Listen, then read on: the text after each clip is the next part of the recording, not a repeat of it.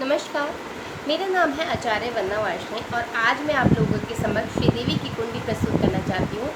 आज हम उनकी कुंडली में देखेंगे कि कैसे उनकी कुंडलियों में ऐसे इतने सुंदर सुंदर योग बने हुए थे जिसके कारण उन्होंने इतनी ऊंचाइयों को छुआ और वह ज़िंदगी में आगे बढ़ी। एक मिडिल क्लास फैमिली में जन्म लेने के बाद भी उन्होंने इतनी अच्छी ऊंचाइयों को छुआ और वो सुपरस्टार बनी और बहुत ही फेमस थी और बहुत ही प्रसिद्ध थी। बहुत अच्छे अच्छे कलाकारों के साथ उन्होंने, बड़े बड़े कलाकारों के साथ उन्होंने काम किया। उनकी कुंडली के अंदर हम ये देखेंगे कि कैसे उन्होंने कंटिन्यूशन में वर्क किया और वे आगे बढ़े। तो चलिए देखते हैं श्रीदेवी जी की हॉरोस्कोप। हम इसमें देखते हैं कि श्रीदेवी जी की ये हॉरोस्कोप है जिसके अंदर चंद्रमा जो है वह लगन के स्वामी है। लगन के स्वामी चंद्रमा होने के कारण जातक के अंदर ग्लैमर, खूबसूरती, नाच गाने का शौक, अदाएँ, ये सब भरपूर होती है। बहुत ही इमोशनल राशि ये होती है। लगन का स्वामी चंद्रमा एकादश भाव में उच्च का चंद्रमा जब भी एकादश भाव में बैठते हैं तो वह बहुत अच्छी ललित कलाओं में ज्ञान देते हैं, रुचि देते हैं और वहाँ पर पंचम हाउस पे दृष्टि डालने के कारण वह शौक व्यक्ति के अंदर उत्पन्न करते हैं। और भी हम इसके अंदर देखते हैं कि ऐसे कौन से खूबसूरत योग थे जिसके कारण वो इतनी फेमस हुई और इतनी खूबसूरत अदाकारा थी। तो हम इसके अंदर देखते हैं कि लगन के अंदर सूर्य और शुक्र विराजमान थे। शुक्र भी ब्यूटी के कारक होते हैं, सुंदरता देते हैं और ललित कलाओं के ये भी स्वामी होते हैं। शुक्र सूर्य के साथ, देखिए धनेश के साथ शुक्र स्थित है और एकादशेश शुक्र जो है वह लगन में है। इसके अंदर एक बहुत ही खूबसूरत चीज़ एक और है कि लगन का स्वामी एकादश में शुक्र की राशि में और एकादश भाव का स्वामी जो शुक्र है वह लगन में। तो ये एक परिवर्तन योगा है जिसके कारण ये धन, मान, सम्मान, पैसा, शोहरत इन सबको इंडिकेट करता है। अब हम देखते हैं कि सूर्य जहाँ पर बैठते हैं उस भाव को प्रकाशमान कर देते हैं। तो लगन के अंदर सूर्य का बैठना एक बहुत ही खूबसूरत और वो भी ब्यूटी के कारक के साथ में बहुत ही सुंदर योग बनता है। इसे हम सूर्य और शुक्र का वैभव योग भी कहते हैं। ये वैभव योग व्यक्ति को ऊंचाइयों पर लेकर के जाता है। अब हम आगे देखते हैं कि और कौन से खूबसूरत योग है इसके अंदर। अब हम देखते हैं कि थर्ड हाउस के अंदर मंगल स्थित है। दशम के स्वामी होकर के मंगल थर्ड हाउस के अंदर स्थित है। अब मंगल तो बोल्डनेस का कारक होते हैं, लड़ाई झगड़े का भी कारक होते हैं, लेकिन 10th लॉर्ड जब भी एकादश भाव में जाते हैं तो वो ये बताते हैं कि आपका कर्म क्या है, आप किस कर्म के लिए आपका जन्म हुआ है और आप किस कर्म को लेकर के ज़िंदगी में आगे बढ़ेंगे। तो इसमें हम देखते हैं कि 10th हाउस का स्वामी एकादश भाव में बैठा है और वह भी बुध की राशि में। देखिए बुध की राशि में 10th लॉर्ड बैठा है और 10th लॉर्ड बुध कहाँ गए? सूर्य की राशि में गए। तो जातक में जो गुण आ गए वह ग्लैमर से रिलेटेड आ गए, सिनेमा से रिलेटेड समझ आ गई। वो अपना पराक्रम से कमाएगा और उसका जो स्वामी है वो सिंह राशि में, मतलब उसको नेम फेम अपनी बोली के कारण, अपने एक्ट के कारण उसको नेम भी मिलेगा, फेम भी मिलेगा। सेकेंड हाउस पैसे का भी होता है, सेकेंड हाउस पैसा भी दिखाता है। तो सेकेंड हाउस में वह अपने बोलने से, उनका व्यक्तित्व बहुत अच्छा था, समझ बहुत अच्छी थी, लैंग्वेज बहुत अच्छी थी उनकी, बहुत ही सभ्य लैंग्वेज हुआ करती थी, बहुत ही खूबसूरत लैंग्वेज भाषा की वो स्वामिनी थी। उसके बाद हम देखते हैं, अच्छा श्रीदेवी ने, जैसे कि हमने थोड़ा सा उनके लिए जाना, श्रीदेवी को ने बहुत सारी लैंग्वेज में, बहुत सारी भाषाओं में भी फिल्में की हैं, जैसे कि तमिल, तेलुगु, कन्नड़, मलयालम, हिंदी में भी की है उन्होंने और इंग्लिश में भी की है उन्होंने। बहुत सारी लैंग्वेज में उन्होंने फिल्में की हैं। तो ऐसा क्यों कि उन्होंने इतनी सारी लैंग्वेज में करी? तो उसको हम देखते हैं कि केतु जो होता है केतु भाष्य की समझ देता है आपको, डिफरेंट लैंग्वेज की समझ देता है, ज्ञान देता है, लर्निंग देता है बहुत अच्छी। तो हम देखते केतु तो छठे के अंदर बैठा है, तो केतु का ना तो पंचम हाउस से कोई रिलेशन है, ना ही केतु का सेकेंड हाउस से रिलेशन है।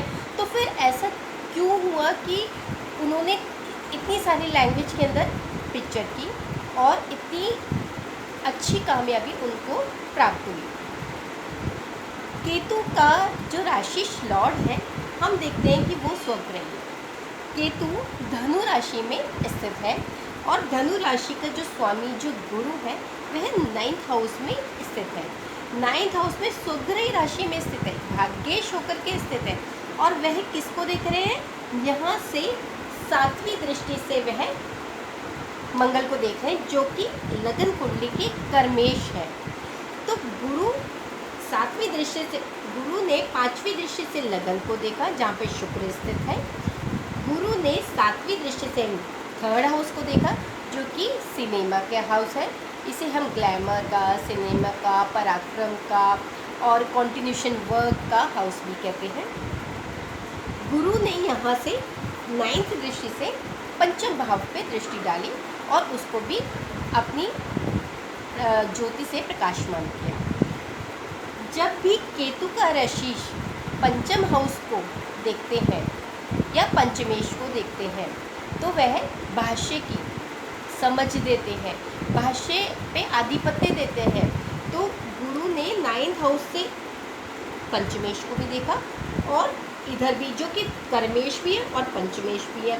तो इसीलिए उन्होंने डिफरेंट लैंग्वेजेस में मूवीज़ करी और बहुत ही मान सम्मान, पैसा, धन धान्य सब कमाया। वह कॉन्टिन्यूशन वर्क में, मुझे याद है कि एक बार उन्होंने केबीसी में अमिताभ बच्चन जी को बताया था कि वह कॉन्टिन्यूशन शूट पर जाती थी, एक के बाद एक के बाद। तो जो मंगल होते हैं, देखिए पराक्रम का स्वामी मंगल है और मंगल 3rd हाउस में, कर्मेश मंगल पराक्रम के हाउस में आकर के बैठ गए हैं। अब पराक्रम के हाउस में बैठने में मंगल किसी भी काम को करने का जोश देते हैं, निरंतरता देते हैं। तो इसलिए यहाँ पे बैठ के मंगल बहुत ही सुंदर योग बना रहे हैं और ये बता रहे हैं कि ये जातिका का कर्म क्या है। पृथ्वी पे अगर उन्होंने जन्म लिया है तो किस कर्म से लिया है। और भी हम देखते हैं इसके अंदर कि ऐसे और क्या सुंदर योग थे। हम देखते हैं 7th हाउस में शनि विद्यमान है और शनि स्वग्रही है। शनि स्वग्रही होकर के 7th हाउस में बैठे हैं जो कि 8th लॉर्ड भी हैं। अब यहाँ से बैठ कर के वो लगन कुंडली को देख रहे हैं। लगन कुंडली को देख करके वह और भी बलि बना रहे हैं क्योंकि शनि केंद्र के स्वामी है। तो एक नियम ये है कि जब भी केंद्र के स्वामी होते हैं और अगर केंद्र का स्वामी अशुभ है, क्रूर है, और अगर वे केंद्र में बैठ जाए तो वो अपनी क्रूरता, अशुभता छोड़ देते हैं। यहाँ से शनि ने लगन को दृष्टि दी और लगन को दृष्टि देने के कारण जनता का प्यार मिला और कॉन्टिन्यूशन वर्क में शनि सेवा देते हैं, शनि कर्म देते हैं, शनि लॉयल होते हैं। शनि ने यहाँ से बैठ के, स्वग्रही शनि है यहाँ पर। शनि का 7th हाउस में बैठना बहुत अच्छा वैसे नहीं होता है क्योंकि इन्हें कई बार विच्छेदकारी ग्रह माना जाता है। लेकिन शनि यहाँ पर स्वग्रही, कोई भी प्लैनेट अगर अपनी राशि में स्वग्रही, अपने ही घर में आपने एक घर बनाया और उस घर के अंदर आप विद्यमान होकर तो आपने उस घर को बलि कर दिया। 7th हाउस के अंदर जब भी शनि बैठते हैं, एक तो शादी की जो उम्र होती है बढ़ जाती है अगर वो शुभ होके बैठते हैं।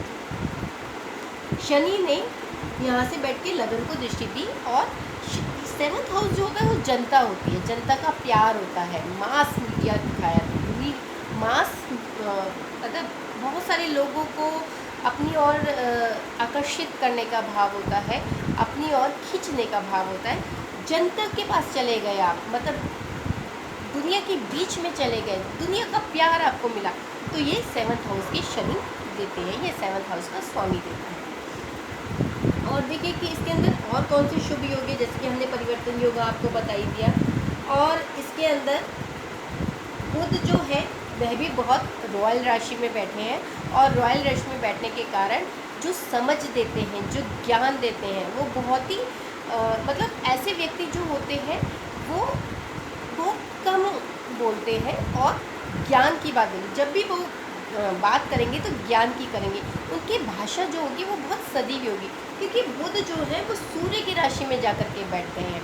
उनकी समझ में एक तीक्ष्णता होती है। यहाँ से हम देखते हैं कि गुरु ने शुक्र को देखा, लगन के अंदर ब्राह्मण बैठे हैं जो कि सुंदर ब्यूटी देने के साथ साथ लगन में बैठने के कारण वह एक शुक्र जो होते हैं वे आचार्य हैं, असुरों के आचार्य हैं। गुरुदेव जो होते हैं वो देवों के आचार्य हैं और जो शुक्र होते हैं वो असुरों के आचार्य है तो ब्राह्मण ही वो, तो इसलिए बहुत ही डीपेस्ट नॉलेज दी गई उनको। बहुत उन्होंने क्लासिकल डांस सीखा, उन्हें क्लासिकल की बहुत अच्छी समझ थी और एक बहुत ही खूबसूरती थी उनके काम के अंदर। तो देखा कि कैसे ये कुंडली के जो योग होते हैं उनको वो किसी भी व्यक्ति की कुंडली में इतनी सुंदर तरीके से उसको एक विस्तार देते हैं कुंडली को। यहाँ पे देखते हैं कि हम राहु थर्ड हाउस में बैठे हैं, सॉरी द्वादश भाव में राहु जाकर के मिथुन राशि के बैठ गए हैं। अब मिथुन राशि के यहाँ पे राहु बैठे हैं और मिथुन राशि का जो राशिश है वह सेकंड हाउस में एक रॉयल राशि में बैठा है, तो ये भी अपने आप में बहुत अच्छा योग है। द्वादश भाव में जब भी राहु बैठते हैं तो आपको देश और विदेश की यात्राएं कराते हैं।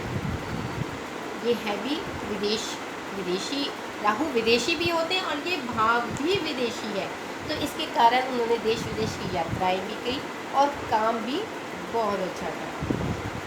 तो इसी के साथ हम अपनी इस ज्योतिष की ज्ञान को हम अब आगे बढ़ाएंगे। इसके बाद एक दूसरी पत्री लेकर के आएंगे और आपको बताएंगे कि उस पत्री के अंदर भी कौन से सुंदर योग थे जिसके कारण वह इतनी बलवान थी और कैसे वो व्यक्ति इतने आगे बढ़े। नमस्ते।